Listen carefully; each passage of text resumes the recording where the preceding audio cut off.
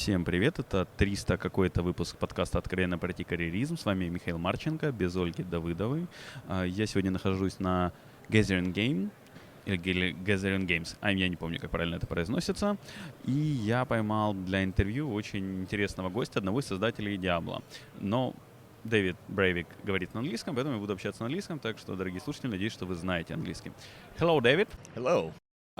Could you at first explain how you have come to Ukraine to this conference? It's not so big, I guess, for USA companies. Yeah, I was invited here after doing a different conference in Morno earlier this year, and met some people that invited me to this one, and I was happy to do it. They wanted me to come talk about Diablo here, so I was happy to come to the city, and it's been beautiful. Had a really good time. Super, it's great. And I have one standard question. How you come to IT? From what you start your career in IT? I started playing video games when I was very young. Very first game I ever played was Pong, which is in the early 1970s. And my dad brought home an Apple II Plus, original Apple computer in the late 70s, and I taught myself to program. And once I did that, then that's all I ever wanted to do was program and make games, and so it was kind of a passion from an early age. Cool. Okay, but it's just about gaming, and you like. I also like computer gaming in my in my childhood, in childhood I want to develop games, but for me it was easily find some job related to some business, not for entertainment. So how you hold your passion to gaming and turn it to work? Well, it was not all that easy, and my parents definitely wanted me to go to college and get a degree in computer science in case it didn't work out. But I was lucky enough to get into a situation where I was able to find a job pretty early and get some experience and meet some people that allowed me to kind of eventually create my own company and get some contracts to do work for hire on some different games. A company, a publisher would have a particular product, a license or something like that, and they would want a game made for it, and they would hire development companies to make them. And so that's the first games that I made were all like that. And then eventually I was able to, get the contract to do Diablo, and which was all my idea or whatever originally. That was our first kind of original game. So Diablo is your first original game from scratch. And in my opinion, Diablo is more related to Blizzard. When somebody say Blizzard, they will remember what Warcraft, Starcraft, and Diablo. Right. And what you feeling? Because it's a little bit they sketch you a little bit. I understood that you work already in company, but all famous more related to Diablo, I guess, than you. Is it? Yeah, and that's okay. It's their IP. They get to use it the way that they want to. And when I left, then I give up all control about doing anything with Diablo in the future. So it was a tough decision to leave, but in the end, I had to do what I thought was right for me. So that said, I love Diablo. I think about it a lot, and it's really great to have it as such a huge part of my life. If I understood correctly, from your career path, you have not always, but often combined three different positions, roles. I'm not sure: programmer, a game designer, and some manager. Yeah. What is the best for you? What do you like from it more? I don't know. I'm good at all three, so it's. I think that. It ends up that I usually end up getting promoted or whatever to be in charge of whatever team it is. I'm often the president or CEO of whatever company I work at. But that's not my favorite job. My favorite job is actually doing the programming and design work. Those are my favorite things to do. And so that's what I'm most passionate about. And that was one of the reasons I left my last job to make Graybeard Games, was because I was CEO of this company that had 350 people, and when the company's that big, I wasn't really making games. I was just managing the company day to day.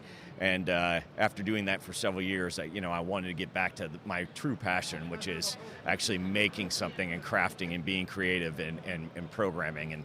And so I'm really happy going back and going to this kind of indie style development company and making games again. So for you, if I understand correctly, more perfect for you, it's some indie style because then you could combine everything. Right, management. exactly. You can do it when it's a small team.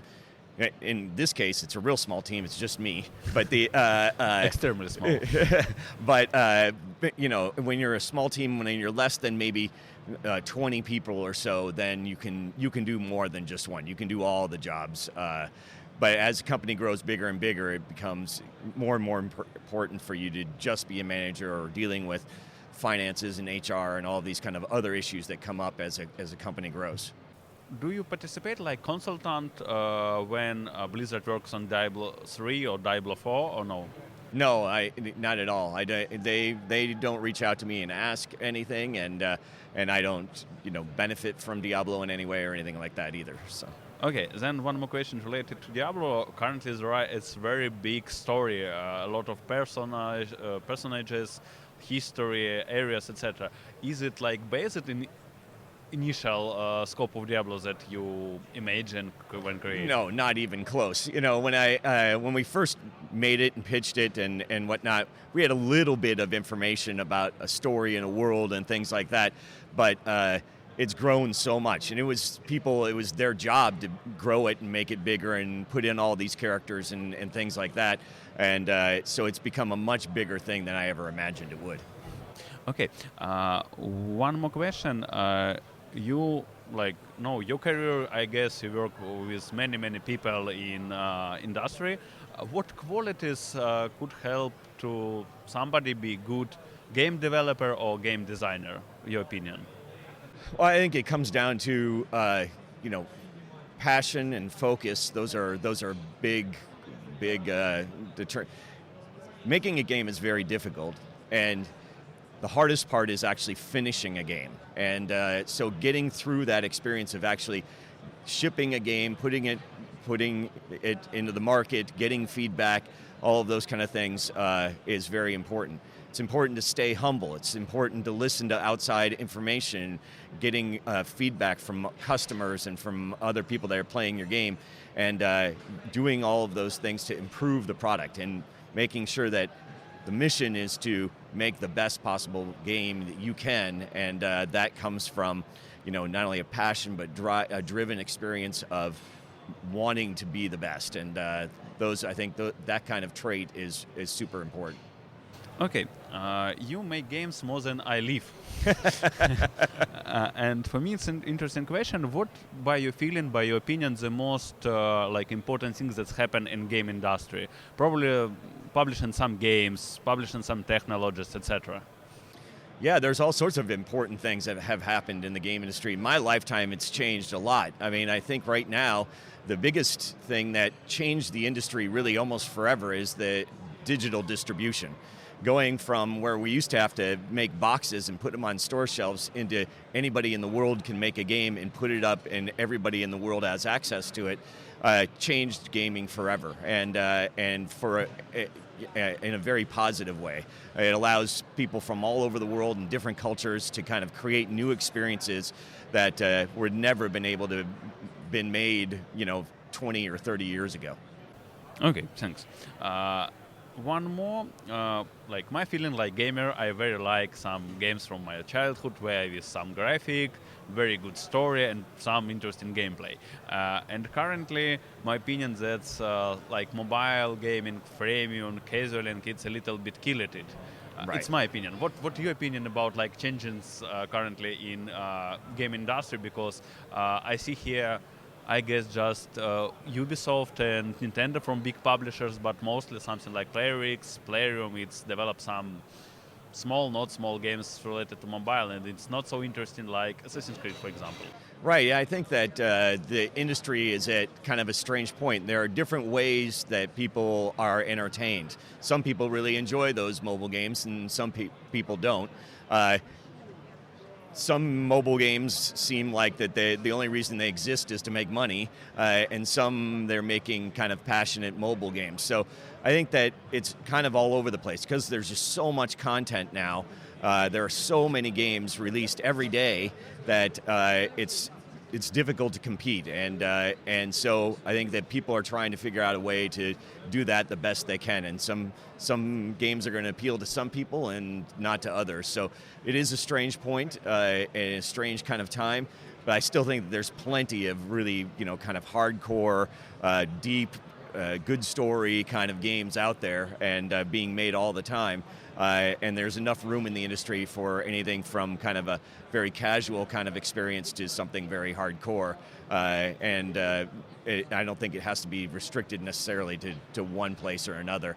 And people are trying it in all different ways. They're trying to make real casual things on PC. They're trying to make real casual things on mobile. And people are trying to make hardcore stuff on PC and hardcore on mobile as well. So I think that there's just so many games out there that you're going to see a lot of different kind of games on any given day.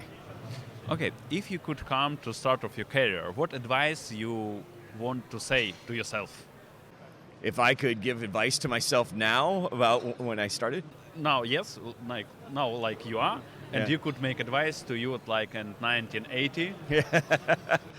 I don't know if I would change anything. The only advice I would say is that maybe earlier in my career I wasn't the nicest person in the world to work with, and maybe I should have been a little bit nicer earlier in my career. But I was pretty demanding, and I wasn't always the nicest person. I was very direct with people, and I think that if I had to do it over again, I think I would have been a little bit more helpful in my feedback. Okay, thanks. On conference, I see one or two programs that study some game designers, game QAs, etc. And I have read a lot of that. Some like MIT, or I don't remember, but some big universities have started some education for game development. Your opinion, is it really useful? Is it could be studied, or some game designers, some game development, and mostly like your passion, and it's not and couldn't be studied? I think it can be studied. I think that there are especially technically, there's a lot of technical things that you can teach people. But I think that all of them have, if you want to just do design, getting introduced to some basic concepts on how to focus on anything from AI behavior trees to learning how to do some light scripting or understanding what different parts of the games are and how to design kind of like long-lasting games or versus short session games and the different kind of techniques that are there. So you could do easily design and technical things. As for art, art's been taught for a very long time, and there's no reason that there's a lot of technical things that you could do as well for artists, teaching them to 3D model and all of the kind of ways that games use the technology and how to make a texture and all of these kind of things. So I think that it's easily something that can be taught, and I think that it will be, it's going to be here to stay. I think it'll spread. There'll be more and more universities kind of offering these kind of programs. Okay. One of not yet happened like revolution, but I think a lot of people await that it will be revolution, VR.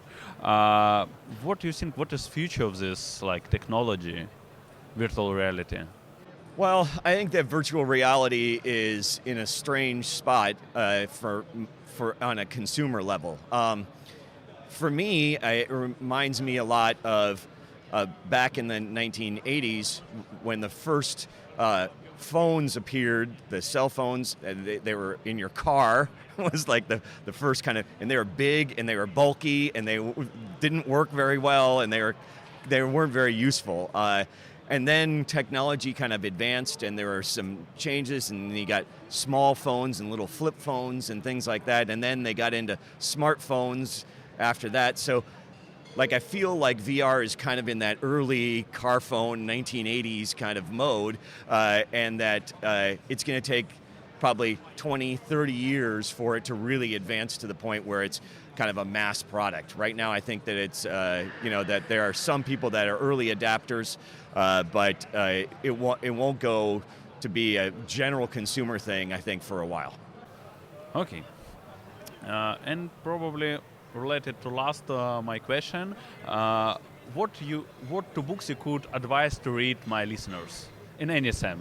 It could be gaming, fantastic, I don't know, some vocabulary, etc. I think that I read a lot of fantasy books, and I think that that all of those playing games, playing board games, like any kind of way that you can be inspired, I think will help take from it what you want and read and learn and grow. And I think that those are the best ways that you can go about that. By reading, by playing games, any kind of games, I think that those kind of things help. Okay, thanks. And one more, what current game on which you work? Right now I'm working on a game called It Lurks Below. It's actually out on Steam. It's for the PC. It's going to be coming to Xbox. I announced that a couple weeks ago. And it's a project that I did by myself. I did all of the art, all of the programming, all of the music, I did every part of it. It's my own engine, and etc. And it took me about 2 years to make it, and it's kind of a cross between Terraria and Diablo. So it's kind of looks like it's played from a Terraria style perspective from the side. It's got pixel art, and then but the game mechanics are very Diablo-like. There's 8 different character classes, and there's like all of these random items you can find, and bosses and stuff like that. So it has random dungeons. So it plays a lot like Diablo, but kind of from the side. Okay, and what you could advise for some guys and girls who won't start to work in game development? Yeah, I think that right now, my advice has always been make something. If you are passionate about games, going out and getting some experience by finding other people, participating in game jams, those kind of things, all those kind of experiences help. And I think that studying it and actually working on it will make you grow more than anything else. And so if you're passionate about gaming, get involved in almost any way that you can. There's a lot of communities out there online. You can work with people all over the world together. If you're looking for a programmer, if you're looking for an artist, whatever, there's lots of ways to hook up and work together from all parts of the world. So there's, go out there and start doing some work, and that's the best way to start. Okay, thank you, David, that you have found 20 minutes to answer to my yeah, questions. I'm happy to do it. Супер. Спасибо слушателям, что слушали меня. Все вопросы и пожелания мне на почту sami13@gmail.com. Всем спасибо, всем пока. Bye.